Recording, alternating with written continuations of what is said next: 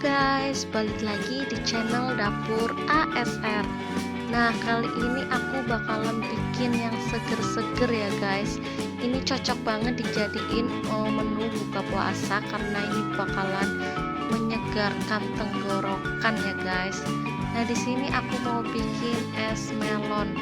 Di sini aku pakainya setengah butir melon dan ini adalah biji selasi. Ini aku pakai secukupnya aja karena nanti bakalan ngembang 2 kali lipat dari yang sekarang. Selanjutnya ada sirup marjan, aku pakainya yang rasa melon.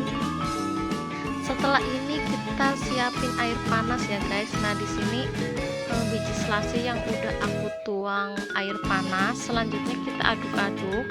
Ini biji selasinya belum mengembang maksimal ya guys. Nah, di sini biji selasinya udah maksimal banget ngembangnya dan ini udah jauh lebih banyak dari yang sebelumnya. Ini siap kita pakai ya guys.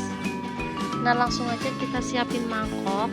Di sini langsung aja kita tuang melonnya. Ini melonnya aku serut, kalian bisa sesuai selera, bisa bulat-bulat ataupun diserut.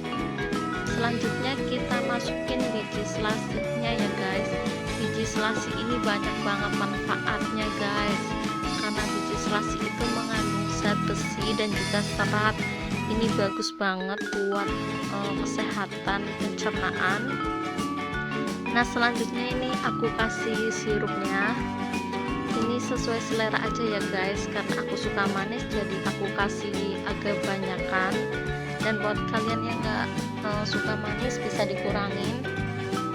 Selanjutnya aku kasih air. Nah, di sini melon juga banyak banget manfaatnya ya guys, karena melon itu mengandung antioksidan yang tinggi. Ini bagus banget buat kesehatan jantung, kesehatan pencernaan, dan juga kesehatan mata guys. Jadi selain seger, es melon ini banyak banget manfaatnya. Kalian harus bikin di rumah ya guys, karena ini seger dan menyehatkan. Selanjutnya kita aduk-aduk sampai merata ya guys. Nah, di sini mangkoknya aku tuker karena yang tadi itu kekecilan, jadi aku tuker ke mangkok yang lebih besar.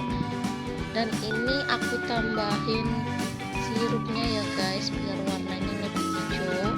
Dan ini udah aku masukin es juga biar nanti lebih dingin dan pastinya lebih segar pas diminum.